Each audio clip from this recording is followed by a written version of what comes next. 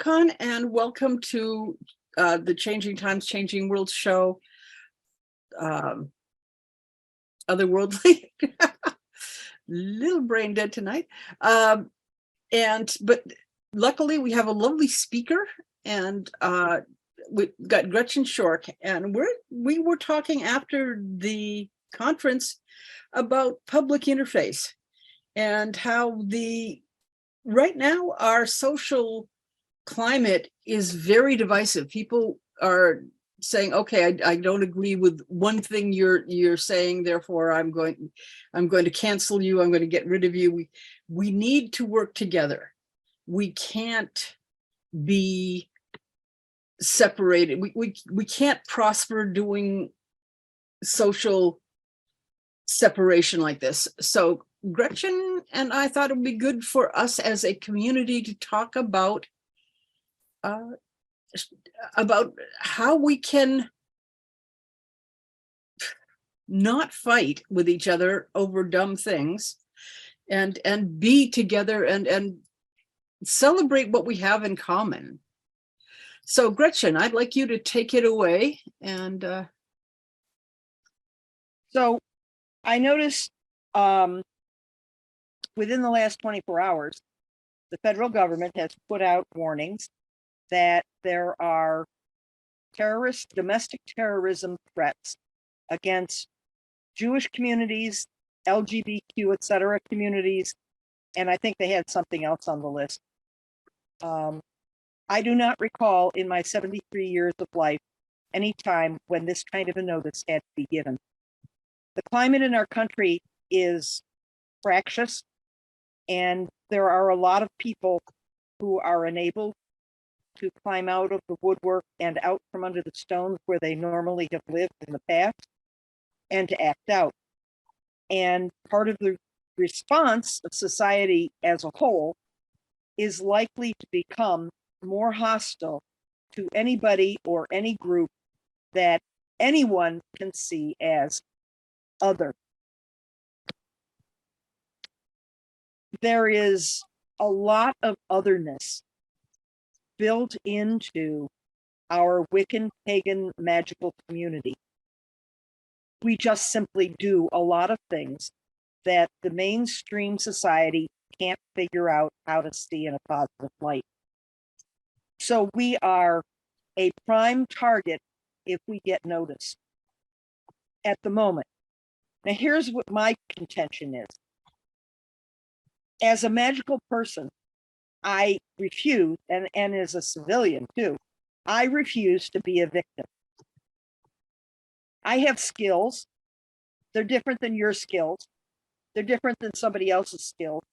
Each of us has different skills. But the skills that I do have, I need to pay attention to and look at how I can use those skills to build my environment into a more conducive place to survive and thrive. That means, for example, in the neighborhood I live in, it's easy because we have, as far as I can make out, we have people from around the world and from all the major religions. We've got, I think, a Hindu couple of houses over there, and we've got a Muslim house or two down that way. We've got a whole bunch of different kinds of Christian. We've got a Christian activist who goes to the poor neighborhoods and runs a charity to help people out. We've got people who don't seem to have any philosophic basis to their life, but they have a good life. We've got Catholics. We've got just about every kind of demographic that you might want to see. Our neighborhood has Chinese and halal and Indian grocery stores. We have two different kinds of Muslim temples. I think that's what they call it. But these are from different parts of the world, so they're different varieties of Muslim. And as a result, I have the good fortune to be rubbing elbows on a regular basis with all kinds of people with all kinds of beliefs. And one of the typical things about our city is we have a tendency to be good neighbors, which mostly means we keep to ourselves and we don't push our beliefs on other people, so there's no pushback. Now, all of that goes into an overall environment at home that is less threatening than anywhere else in the country. I know I've been in Florida and I have experienced the fear of pagans who attended an event in a locked hotel to prevent people in the area from coming and demonstrating at the event. They were scared when they walked in the door. This is something that is outside of my comprehension because I've never had that. But I have built around myself in my neighborhood. People respect me at a certain level of identity because I go out for a walk twice a day. People see me. They look out the window. Oh, there she goes. Or they're out on the porch in the summer and it's like, hey, how you doing? They're what I call hello friends. We just say hello. And the funniest conversation I ever had when I was walking past somebody on the street was I said, hi, how you doing? And he said, good, and you? So the whole conversation got shrunk down into those two statements. But that's typical of people that literally, you know them from passing them on the street. The advantage is that I am building an image in the minds of my neighbors that I'm a normal person, or at least I'm an acceptable person. I am in the public eye. I am not standing out. I greet people pleasantly. They have a pleasant interaction with me, so they have a backlog of thinking I'm an okay person. I don't go around and rumble and grumble at them. If I want to rumble and grumble, I go in my backyard or I go in the house. And I do that because our neighborhood is so integrated. I don't know if I'm going to run into a problem with a neighbor. Like I said, we are an international block at this point. So I don't worry about it as much anymore. But 20, 30 years ago when I moved here, we were integrated racially with blacks and whites, but we didn't have all the international people. Okay, but when I worked at a call center for Microsoft, that was an interesting experience. That's a different topic. When I worked for Microsoft on the phones, we had a high percentage of pagans in the building. We had a lot of witches. We had a lot of generic pagans. We had a lot of people that were white lighters. And we had a lot of Christians who didn't understand that at Christmas time, it was a really bad idea to put up religious symbols in the call center for decoration. And I had to explain it to the woman in charge of the call center. Look, I just want you to know what you're getting into, because if you let all the Christians do their angels and creche and Jesus and Mary and Joseph, then next Halloween, you're going to have to deal with pentacles and other symbols from the pagan community. And I'm not, this is not a threat. This is just letting you know that if you permit one, you're going to have to permit the other. It's a funny thing, within 2 days, we had a statement that decorations like snowmen and Santa Claus were fine, but don't bring in any religious stuff. And that smoothed things out because somebody took the time to explain the issue to the effective employer, the person that was in charge of policy in the building. But as far as getting along is concerned, they got to know me for me, who I am, how I interact with customers, how often I smile and work in a positive way, how much I help the people I work with, how much I was part of the team. And all of that went into a common vision of me. So one day at lunch, there was a young lady that decided that she was going to talk to me about Jesus. Well, I'm perfectly willing to talk about anything until you start getting pushy. And she started to get a little bit pushy. And I said, look, I'm pagan. Heathen. I'm well, to her, heathen. You know, I'm not exactly capital H heathen. But so, and I watched her and she went,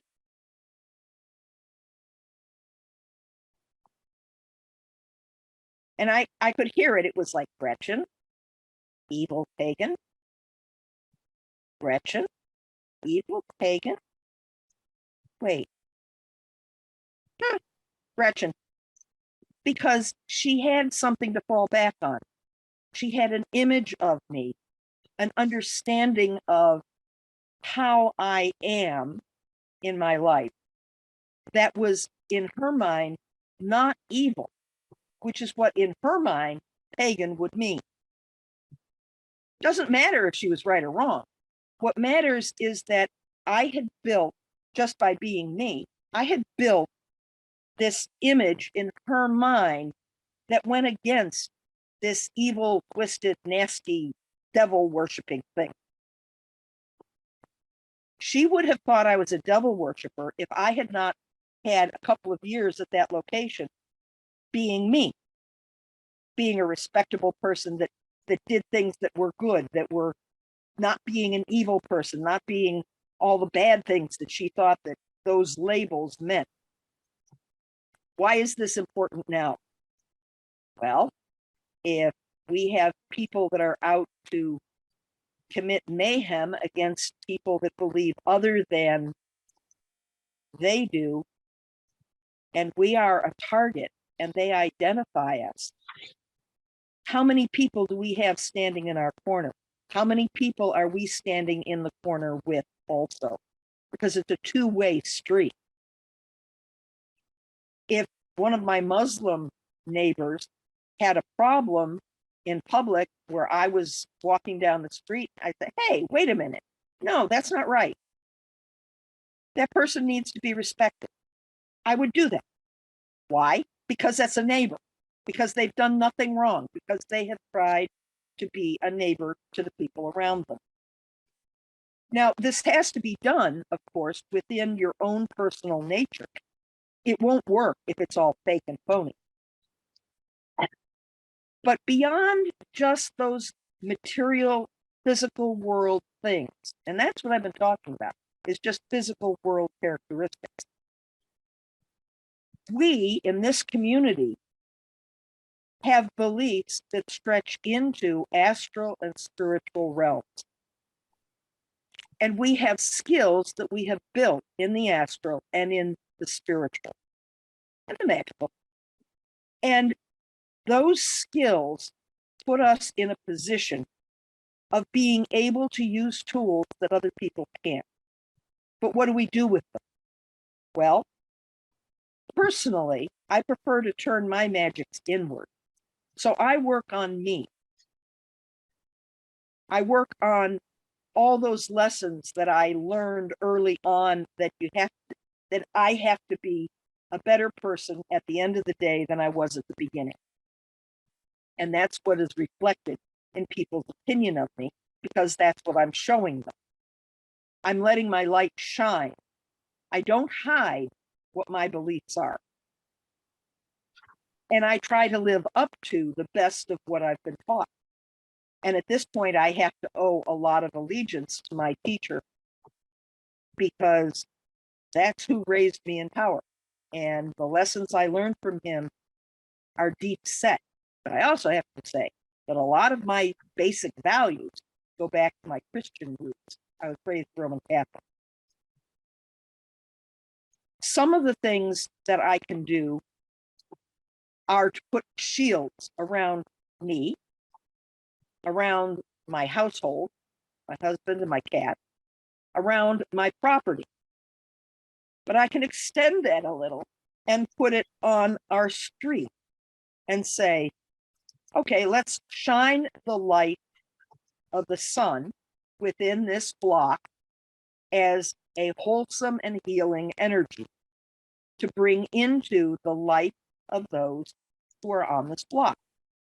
just as the light of the sun shines on the plants and the people, let the light of the greater sun shine on them as well. This is the work fundamentally that is similar to, it's an adaptation of what shamans do for their community. What do shamans do? They pick up the spiritual and astral problems and they work on them in spiritual and astral ways for their community, frequently not telling anybody what they're doing because people might or might not understand what they're doing. No, I'm not a shaman, but I do have these abilities. So I shield myself, I shield the property I'm on, I shield the block that I live on. Once upon a time, I taught in a school that was in a neighborhood that was experiencing some turmoil. And on parent teachers night, one of the parents said to me, "You're a white witch. I know you are." I was like, why would I argue with this person? And I said, "Well, actually, no, I'm not." And she said, "I think that you should move to this neighborhood because just walking through the streets in this neighborhood, you will improve the entire neighborhood." And I'm thinking to myself, wow, is that all it takes for somebody with a positive attitude to walk through the streets of a neighborhood? I'm doing it now in the neighborhood I live in. I said, "Well, I'm sorry, I can't move. I'm invested in living where I'm living." But the request was interesting. Generically, white witch, yeah, okay, whatever. But it was the only positive term that particular person had that they could use to identify a light worker. I mean, there's dozens of names.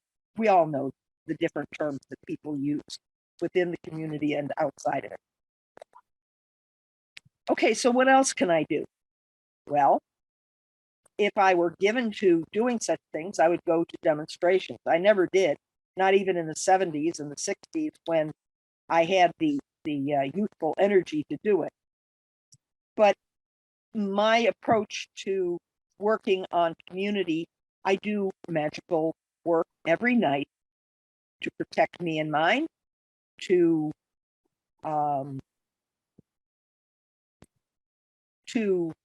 hold people accountable, and to protect our civic liberties. I always have to make sure before I set an intention for doing anything like that, that what I am planning to do is something that I have a right to do because I'm a citizen of the United States. I have a right to ask the universe to aid and bless the Congress in supporting the voting rights of all American citizens, be they Democrat or Republican or Independent or Green Party or any other affiliation. It would not be right in my moral structure for me to bless the rights of one party over another.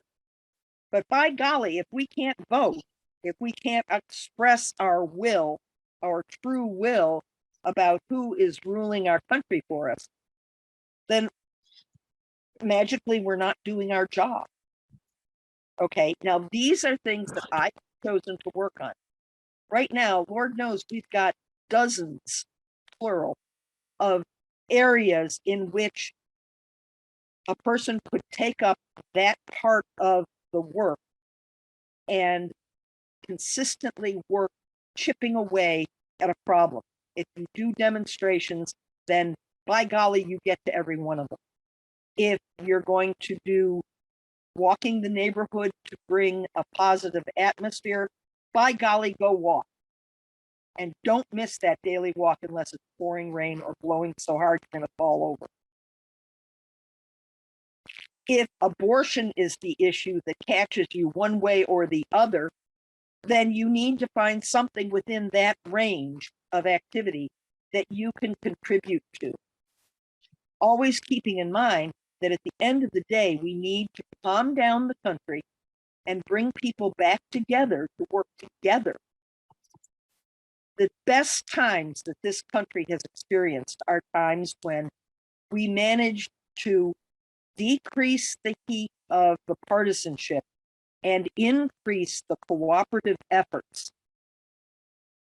And I think that's something that World War II really taught the generation of my parents, because people came together, civilians and military, and worked for a common goal that they all saw as being something that needed to be done. Okay, that was their generation's battle. Ours is at home. We have a society that is fractious and is in trouble. And if we don't work toward a better society, we're going to descend further into the chaos. Now, this election has done a lot to re-empower a majority of people who actually came out and cast a vote. I will apologize to anyone who is not of the liberal or democratic mindset. I apologize. It's sometimes hard for me to edit out all comments that are partisan, because I have firm beliefs about the legality of some of the things that have been happening over the past 5 years or 6 years. But now, turning away from politics, we also have all of the collateral damage from COVID and the isolation that drove us literally, physically away from each other. Thank goodness for Zoom. We have formed our isolated islands of reconnection through places like Zoom, even before we managed to get together physically. But here we are, we're looking at each other's faces.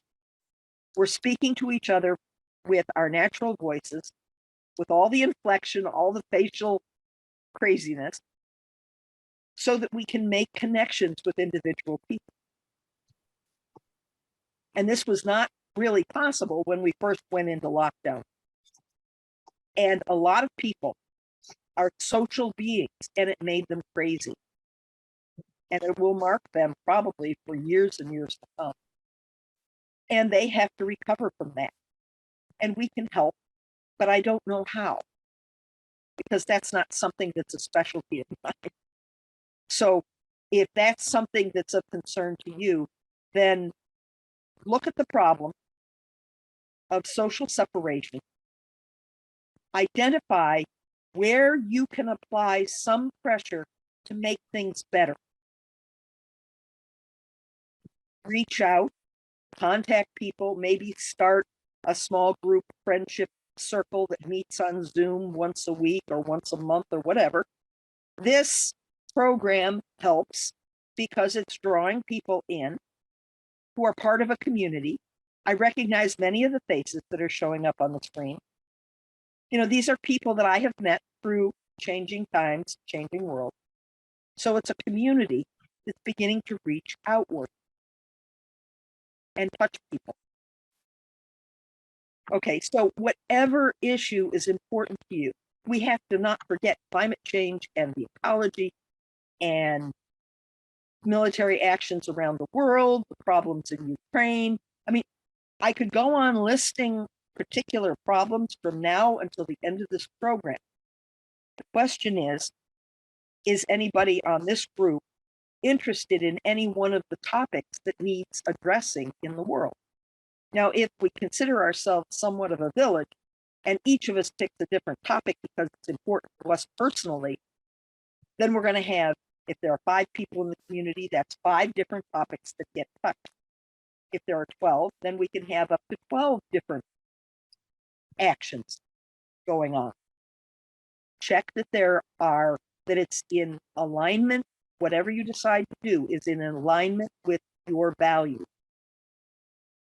And then move forward and make it a consistent practice, whatever you decide to do. Now, when I was taking my master's program, Master of Organizational Leadership, which is a really odd topic. They consider it business, but it was more, I don't know, closer to, I don't even know how to describe it, but it was interesting. One of the things we had to do was to identify a couple of core values that drive us forward in life. And after considerable deep thought and consideration, I came up with 3. The first one is to be responsible for actions and inactions. If I act, I take responsibility for what I do and what the implications of that action and what the fallout is from the act. If I don't act, I also take responsibility for any fallout from not acting. Be responsible for actions and inactions. The second one is remain balanced both within and without. That was intended to be inward to keep my own personal balance within me, and outward to maintain balanced relations with the world. The universe has a tremendous sense of humor. As a result, I have been dealing with vertigo. Because vertigo is a lack of balance. Mhm. It's like, yeah, okay, we can laugh. Yeah, every time we fall, we'll laugh. but maintaining a balance in what you do is important because you don't want to go overboard. You don't want to overreact. You want to be considered in what you do about your own life and also about what you do about the environment that you are in. The third one is to respect self and others. Now, at first, I was thinking about that thing, do unto others as you would have them do unto you. I thought, well, not really. That's a little too dry. And then I was also thinking about, well, love others as you love yourself. Well, that could be problematic if you don't. But the whole message of the Christian faith is supposedly all about love. I'm not sure that very many Christians are able to live up to that. I figure, well, okay, if you can't love someone, at least you can respect them. Maybe we can reach as far as respect. We might not be able to always get to love the person, but we can certainly respect them. Respect their right to their own choices, respect them for their own abilities, their own handicaps, their own interests and viewpoints. So those are my 3 touchstone values. And that is what I apply to making the decision about what magic I'm going to do. I also limit it to 3 topics. So it's shielding, January 6th, well, actually 4th, the shielding is separate. January 6th, voting rights, and Ukraine. But since I decided on those 3 topics to be my 3 areas of involvement magically, I have not missed a single night of doing work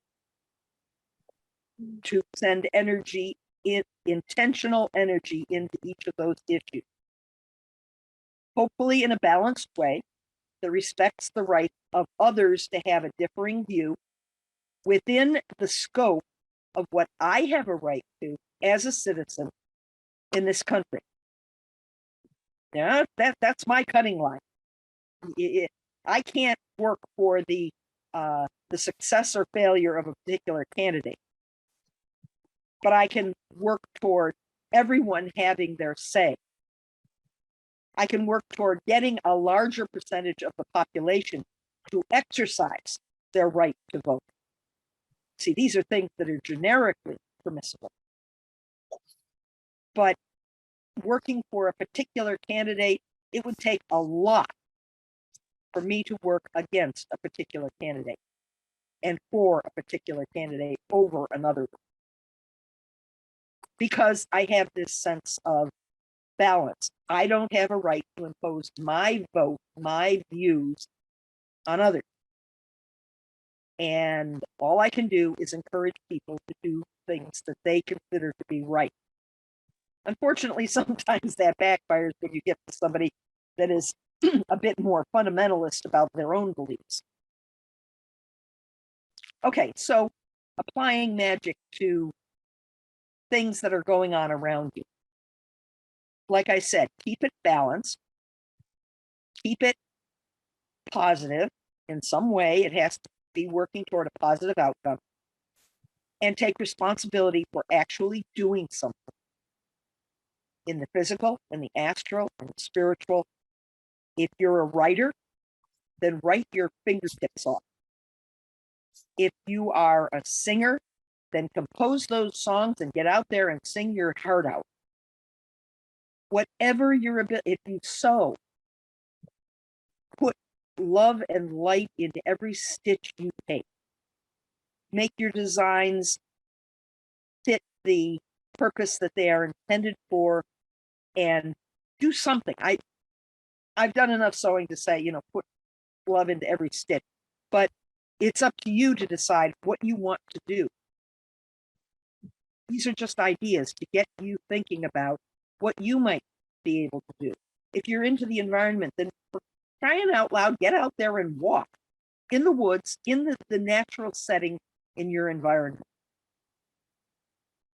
Even if it's just to go to a neighborhood park or around the block, just get out there, experience the weather. I gave a student the assignment once that every single day she had to go outside her door far enough so that she was completely surrounded by the free air of the environment in her yard. And she had to pay attention and experience the sound of the trees, the wind in the trees, the weather, the cold blast of wind, the blizzard air blowing the snow in her face. Whatever was going on with the weather, she had to go out and spend 5 minutes experiencing the outdoor because she couldn't get out to take a walk. So I said, every day, outside, get out there. Okay, so you have to find ways of adapting these things into your daily life. One of the goals of magical training, as I was trained, is that you will eventually no longer so much do your spells and do your rituals as it is that you will live your magic. And that more and more and more of your life becomes intentional. And as it becomes intentional, you're putting energy beyond simply the physical energy of moving from point A to point B, but you're putting energy into the reality of what you are creating with your actions in life. Now, oddly enough, I first learned that as a goal when I was a Catholic. Because when I was growing up, they trained us that everybody is intended to be a saint, whether recognized or not, and that the purpose of growing in a moral way is so that you will eventually be to where you are living a spiritual life 24/7. You are never not being spiritual. You are never not striving to be perfect, with the understanding that as a human being, you're not perfect. And so you will experience setbacks. But then that's why the Catholic Church established confession, which they now call reconciliation. They gave you an out, a way to get past your errors, your mistakes, your downfall. But taking it back to what you're able to do in your life, I can't tell you that. You got to find it yourself. Look at what you do. Look at what's important to you. Look at what really ticks you off if you watch the news. And look for the underlying reality that is causing that. And then see if there's something about it that you can start working on. And be motivated, because this is the world you live in. You're creating your own world by influencing what's happening around you. We presume that we're all in this community working toward a better future. It's basically part of our core principles. Maybe not our core goals, but our core principles. And it's interesting that it is so fundamental and underlying of all our beliefs that I think we frequently forget that part of the reason that most of us get into this magical stuff is to make life better. It may be making something small better with a spell, or it may be making a better life pattern by doing a ritual, or it might be something else, but we're working at it. And the contention that I'm making tonight is that we need to remember we live in the world, and that world is in deep trouble at the moment. And most people who look into the future that I have spoken to keep talking about chaos, civil unrest, difficulties, persecutions, lack of compassion, and other negative things. And when I learned the runes, I learned about Nauthiz being the need fire. The way I learned it was, this rune shows you what the need is in time for you to do something about it. And I think that's where we're at right now. We can see the potential for things getting really nasty over the next 1 to 5 years. We can see that there's a problem. We can see what a lot of the problems are well enough that we can start to address it. So we have to turn inward and look at what we can do effectively to make a difference toward that future that will pull it further away from the bad and further toward the good. I don't know if it can be done, but I know one thing for certain. I'm not going to sit back and wait for ugly things to happen. That would make me a victim. And I don't do well being a victim. No. No, not at all. I like to be in charge of my own life, or at least have a say-so. So that's a lot of talking on my part. It's a lot of saying what I think and what I believe. I would be really interested in what the rest of you have to say about this topic. I have not been reading your messages because I don't do well with the reading and talking. It's either the eyes or the mouth. I don't do well with both going at the same.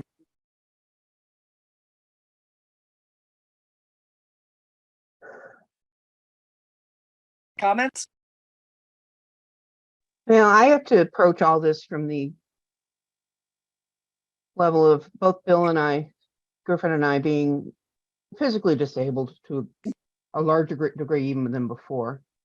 And that's okay. But it also makes it very important for people to remember that anything, no matter how small, as long as you are improving it, making it better, helping it grow, teaching it, whatever it is. If you want to take 1 square foot of your lawn out by the road and make that the best damn square foot of lawn anywhere. Yep. That contributes to the clearing the chaos. Right. It doesn't have to be big. Sometimes it can't be. For Bill and I, it can't be very big right now. So we continue to do what we usually do, which is we have patience. We can't pay a lot for charity or anything. We can give patience to people who need it. We can give patience to the child that's fussing around in the checkout lane with mom. We can give patience to the clerk that's stumbling over demanding customers groceries. We can give patience to, wherever it applies, and where we go. Which isn't as many places as it used to be, but like you said, every little bit helps. Mm-hmm. And we can also still watch for the places where maybe we can say a word and change somebody's mind a bit. Or, today we had EMTs in the house checking me out, and one of the older men said honey to me at one point. And well, honey. And I just said, no, honey is disrespectful. And later on, he caught himself starting to say hun, and changed it. So I've made that something he thinks about now. There's an interesting quote. I don't have it memorized from Tolkien, where Gandalf is talking to Frodo about the small actions of everyday people changing the world. And one little hobbit carrying the ring to Mordor. It wasn't one of the great heroes. It was just a hobbit. Yeah. And somebody started posting recently a quote about, how often we talk about time travelers to the past. They have to be careful not to change any little thing because it will change their own present. Right. And how many of us turn that around and say, how much of a change can each of our little actions today make tomorrow's world? Yes. We need to carry that thought forward. Yeah. Yeah. And if you do it with conviction and consistency, it's going to make a difference. Little difference in little places, but that EMT is going to leave you and the rest of that day and maybe the day after, he's going to avoid that word. Yeah. Very good. Precisely target. Or perhaps not use it with you. I know culturally down south, there is a whole lot of sweetie and honey and yeah, I even referenced what that we in the talking North with- consider yeah, diminutization, and we don't like it, but they do, and they think we're unfriendly because we don't do it. So, well, they also use it in some very disparaging ways. Oh, honey. yeah. So does anybody else have any ideas, suggestions, comments? I'd like to see us working on not arguing amongst ourselves as much. We've got to, there's been for quite a while a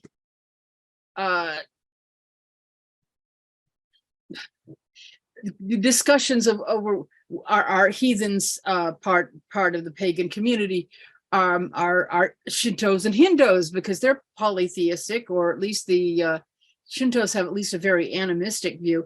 They don't want to be considered part of the pagan community because we're a bunch of flakes, let's face it.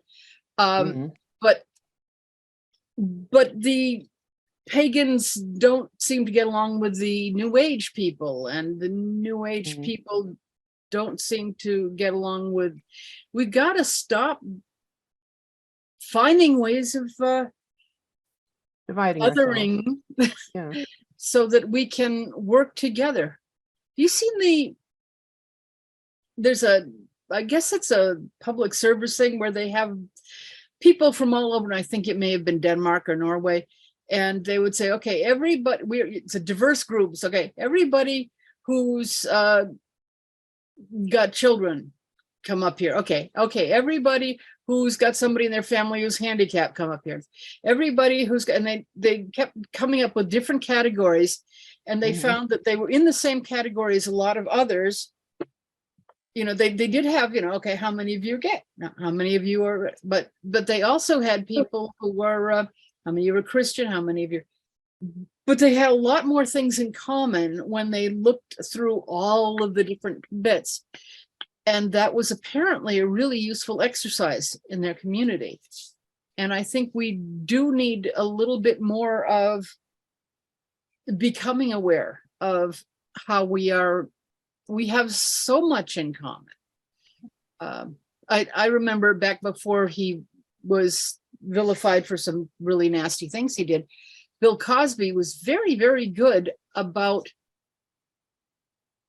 describing his life in a way that even the white people say, yeah, that's like everybody else. And that was one of the great things about his comedy, is like, yeah, the whole concept of jumping into a lake, finding it's really cold, and then your wife says, how is it, honey? And he said, oh, it's great, dear, come on in.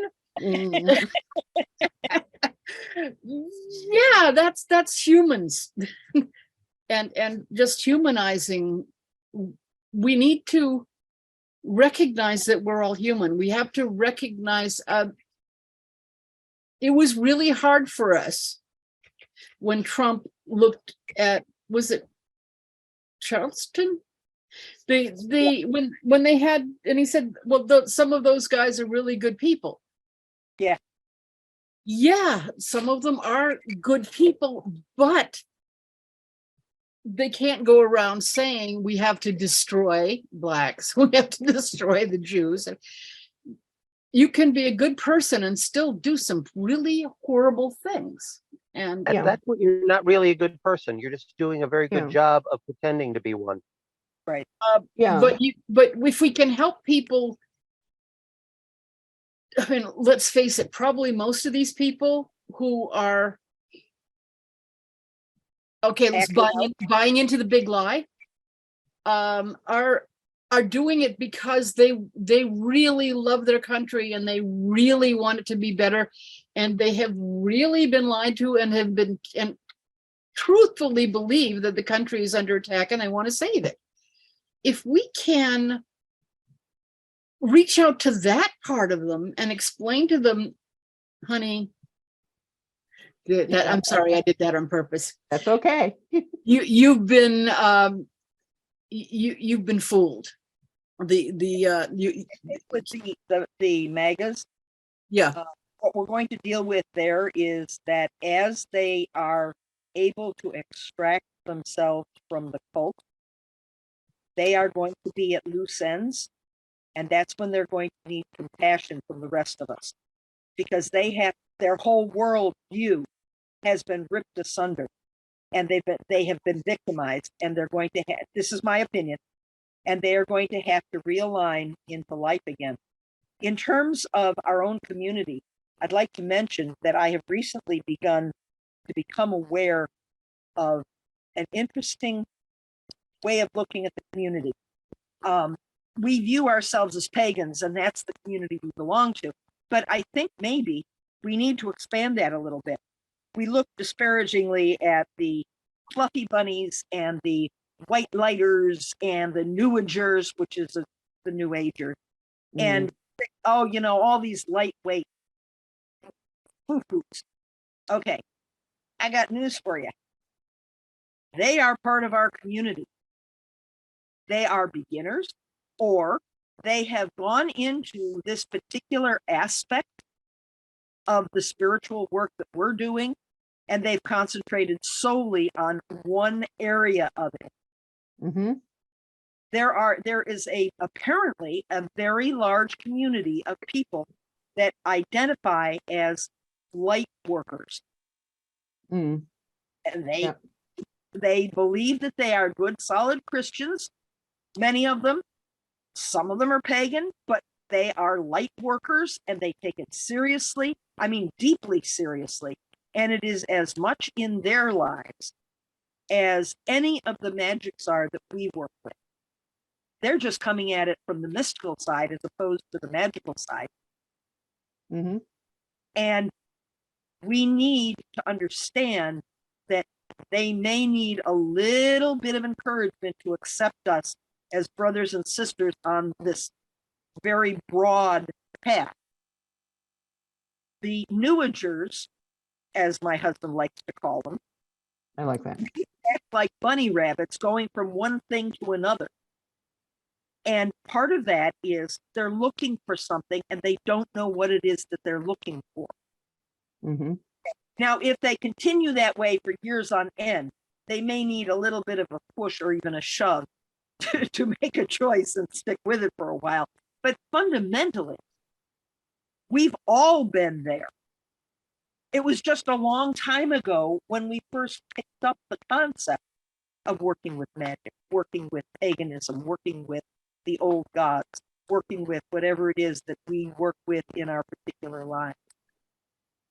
And forgetting their newness is cruel to them and demeaning to our own roots.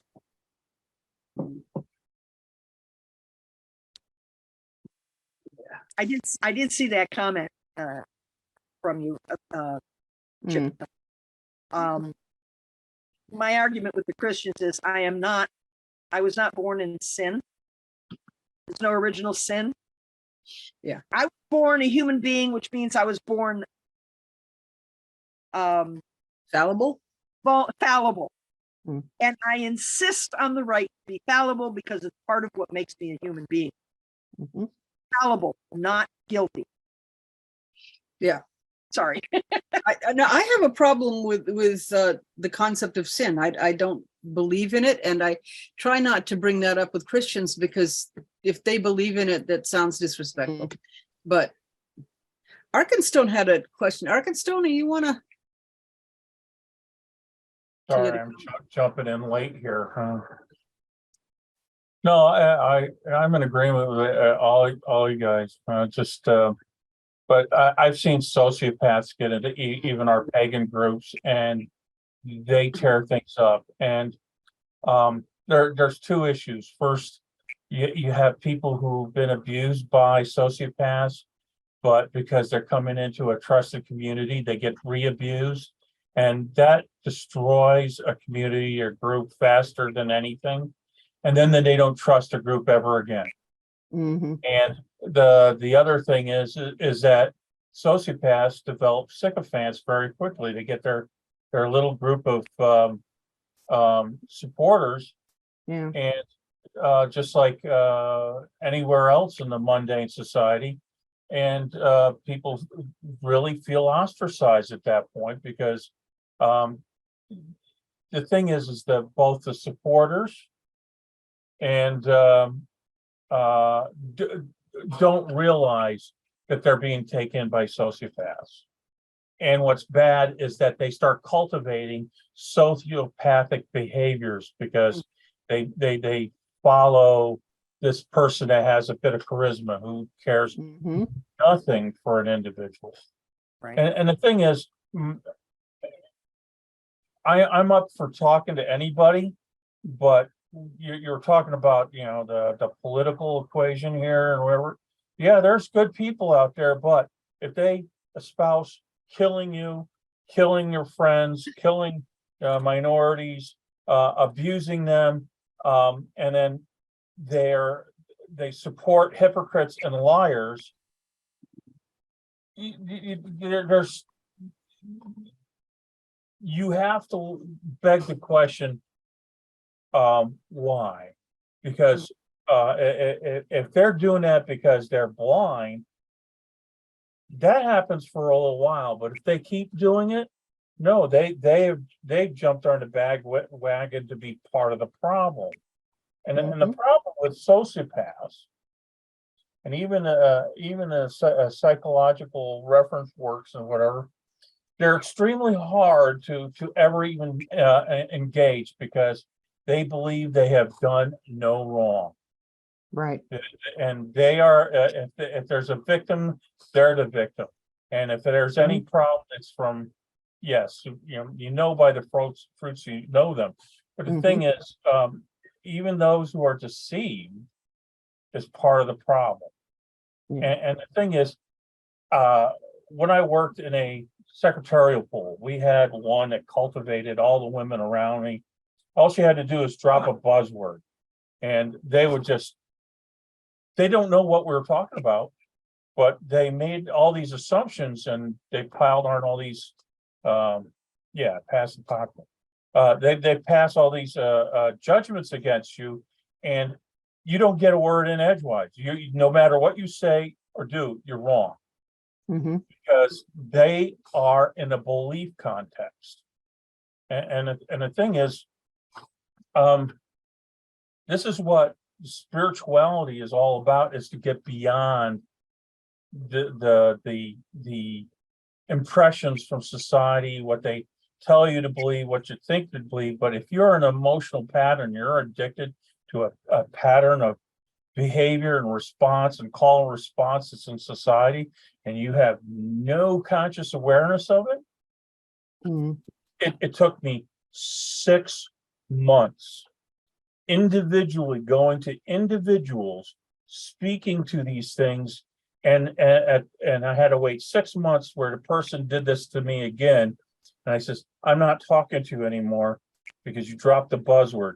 And I have to point out and talk to the individuals. Do you know what we were talking about? That's not it. Nope, that's not it.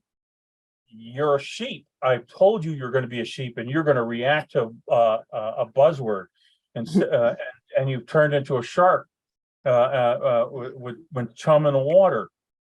And it's like, now, I highly suggest that you figure out what we were really talking about and whether or not you should be reacting to me that way, because that's not what And someone else says, you wait your turn. And the thing is, I have to be counter dependent. That's a new term in the past 10 or 15 years. It's like when you have to be as strident, as intense, and verbally incisive, because people want to be emotionally catered to confirm their bias. And you have to make them uncomfortable and put their feet to the fire so that they understand the discomfort that you're having and from their behavior, and they have to own it. It takes months for one individual. And it's why it's a losing game. And a political scientist, whoever, know that. And sociopaths who come into pagan groups, because we're there mostly trying to heal from all of society's BS. And I have to say that we are also stunted because we have not been allowed to be socially accepted and socially gifted and socially trained in our teenage years. We were ostracized. We have to rebuild it technically. And we don't have the gift of gab to kind of do the repartee because we've never been in those groups where we can give as good as we get. So we're inept. And so sociopaths that are inept that come into the group take advantage of us. And I've seen group after group where you get these leaders. Oh, we have no leaders. We do things by consensus. And it's the emotional leaders who are sociopaths who victimize everybody, and it blows things up. How do you get beyond that? It maps directly onto those groups that bully others in high school, the kids that bully each other in school. It maps directly onto it. You get one kid who gets all the followers around him. He may be the rich kid, he may be the quarterback, they may be the star on the women's field hockey team.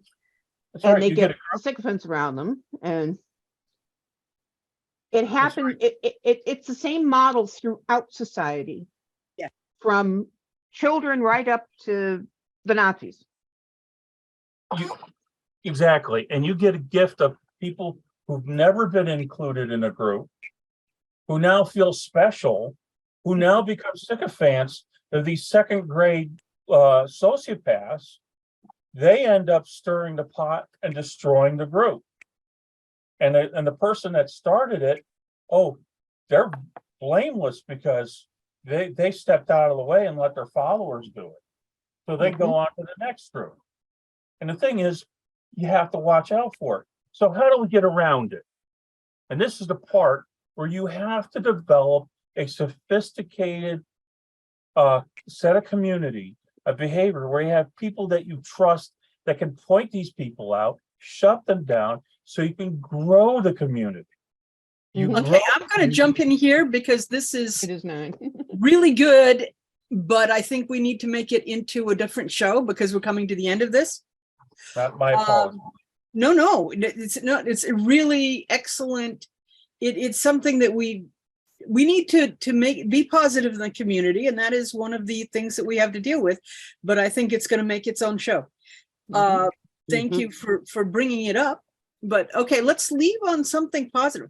I'm going to throw in. I have a technique that I do when I see somebody misbehaving, and I give them my best Southern grandmother look, and I say, I know you're better than that. and I have had wonderful luck with them saying, oh my God, I don't want to disappoint Chippewa, and being better. And that is something that I have seen work for me. I don't know if it's going to work for anybody else.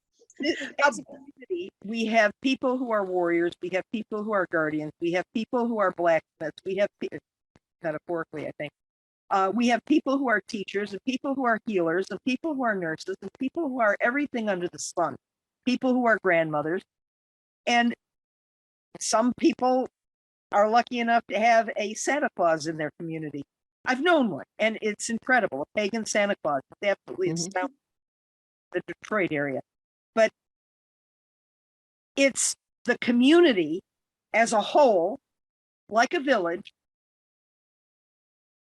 Arkansas, you're absolutely right, but not everybody in our community has the sociological and psychological skills with which to intervene and work with other people's psyches. I can tell from the way you talk about it, you've got a clue, probably 2 or 3 or 5, but some other people won't have that because they're specialists in something else. And that's fine. That's why I started by saying, let's pick an area as an individual that's important to us, and then look at the skills we can bring to making a difference in that area somehow, whether it's by doing a magical spell once a day, or whether it's by doing an action or doing an intervention or whatever it happens to be. But take a positive action that will lead toward a better world. That's it. I'll shut up now. Okay, well, then I'm going to just thank you for coming on and sharing your experiences and your skills. I'm going to pester Arkenstone to see if we can go on with his, but I think we can be a positive force, and I'm very eager to pursue a positive path. Can't all be Greta Thurman. We can. I agree. We all got to do our positive pieces to contribute to society. Yes. Absolutely. And so thank you, Gretchen. I'm going to stop the Thank you, recording. Gretchen. And then if people are willing to stay on and chat for a little while afterwards, we won't do it. But next week is going to be, I'm going to be teaching Lenormand, which is the project I learned during the and that's what I'm going to be doing next week. So Okay.